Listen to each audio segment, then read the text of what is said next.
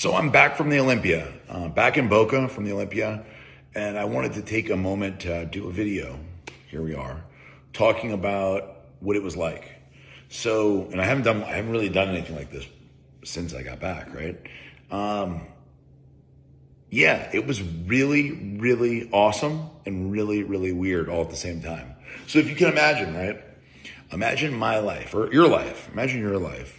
And you love your life and everything's going good. Maybe a little weird for me at the end there. But, life is one way. And then you go to prison. And life is a totally different way. And you go from this guy who's the boss, right, who owns the big Redcon1 is certainly a big company with hundreds of employees. And you go from that to being kind of like, this kind of sounds bad, but it's the truth, the subhuman inmate, where you're less than pretty much any normal person. So you go from one way to this subhuman piece of shit, right? And everybody treats you like everybody in prison is basically treated like a subhuman piece of shit. I mean, it is what it is.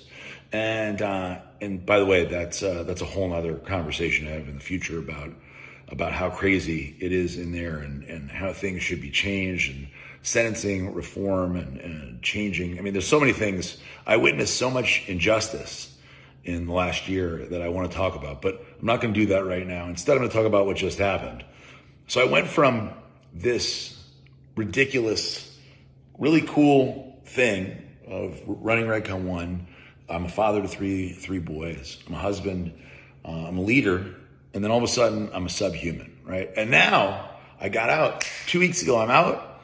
And then I go to the Olympia, right? And going to Olympia, who would have ever, in a million years, I would never have thought I'd be there, standing at the booth, talking to fans and friends and family of Redcon1 and me and all this industry people. So I've been in the fitness and sports supplement industry and bodybuilding industry my entire adult life, pretty much.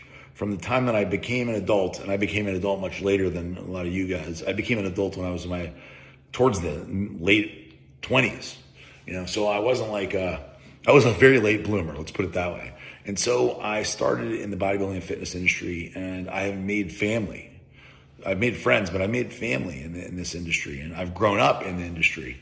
And so when I came out from subhuman to back to the boss of Redcon1, it's very weird, very strange. Wonderful to be a father again to my kids and to hug and kiss them and try to make up for it's impossible to make up for time lost, but I'm trying to do my best. And so to go from subhuman to that is already a lot. But then to go to the Olympia and see all my fitness family and friends was tremendous and also very weird. And then being at the booth and having so many people come up and want to take a picture or say something was really special. As weird as it was really special because I got exclusively positivity and hugs. Probably got more hugs in the last 48 hours than I have in any other 48 hours in my entire life, times 10. And it was great to see all these people that love Redcon1, that love and support me. And it was big. It was really special for me, and it justifies doing this and talking to you guys, not only to thank you, because the people that came up, man, from people inside the industry that I've known for years to fans that I haven't met before, it was just awesome.